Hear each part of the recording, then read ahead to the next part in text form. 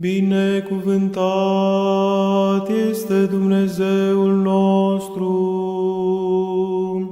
totdeauna. Before beginning this talk, which is concerning the Orthodox worldview, why it is more difficult to have one today than it was in past centuries. In past centuries, for example, in Russia in the 19th century, in the early part at least, what we can call an Orthodox worldview was an inseparable part of daily life.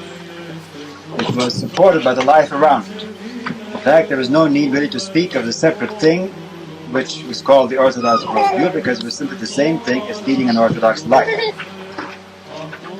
In many countries, as in Russia, the government itself confessed Orthodox religion. It was the center of public functions, and the king, or the ruler himself, was the first Orthodox layman with the responsibility to give a Christian example to all of his subjects. Every city had Orthodox churches. Large cities had many Orthodox churches. Instead of Moscow, many of these churches had services every day, morning and evening. There were monasteries in all the great cities, in many small cities, outside the cities, and in the countryside, in deserts and wildernesses. In Russia, there were over 1,000 monasteries altogether, officially organized monasteries, in addition to other more unofficial groups. And monasticism was an accepted part of life. Most families, in fact, had somewhere in them a sister or a brother, an uncle, a grandfather, a cousin, or someone who was a monk or a nun. In addition to all the other kinds of Orthodox examples of Orthodox life, people who wandered from monastery to monastery, fools for Christ, and the whole way of life is permeated by Orthodox kinds of people, of which, of course, monasticism is the center. Orthodox customs were a part of daily life. Most books that were commonly read were Orthodox. And daily life itself was a very difficult thing for most people without modern conveniences. People had to work hard to survive. Life expectancy was not great. Death was a frequent reality. And all of this reinforced the Church's teaching on the other world, which is real and near. Everyone could plainly see how true this was. So living an Orthodox life in such circumstances was really the same thing as having an Orthodox worldview. And there was really no need to talk about such a thing as an Orthodox worldview. Today, on the other hand, all this has changed very drastically. Our orthodoxy is a little island in the midst of a world which operates on totally different principles.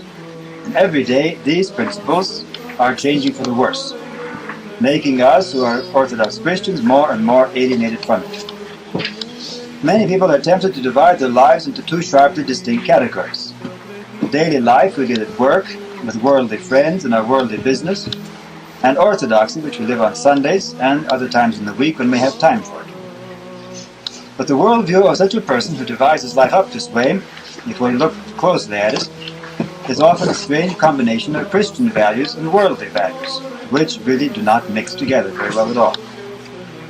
The purpose of this talk, therefore, is to see how people living today can begin to make their worldview more of one piece, to make it a whole Orthodox worldview. Orthodoxy is life. If we don't live Orthodoxy, we simply are not Orthodox, no matter what formal beliefs we might hold. Life today in our contemporary world has become very artificial, very uncertain, very confusing.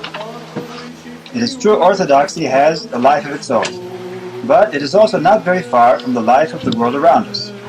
And so the life of the Orthodox Christian, even when he's being just purely Orthodox, cannot help but reflect the life around us in some way.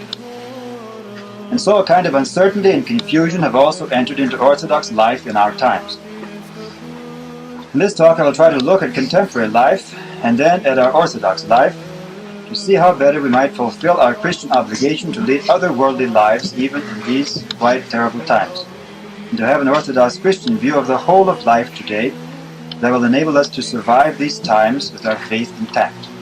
Cercetării celei dumnezeiești și purtării tale de grijă învrednicește-mă.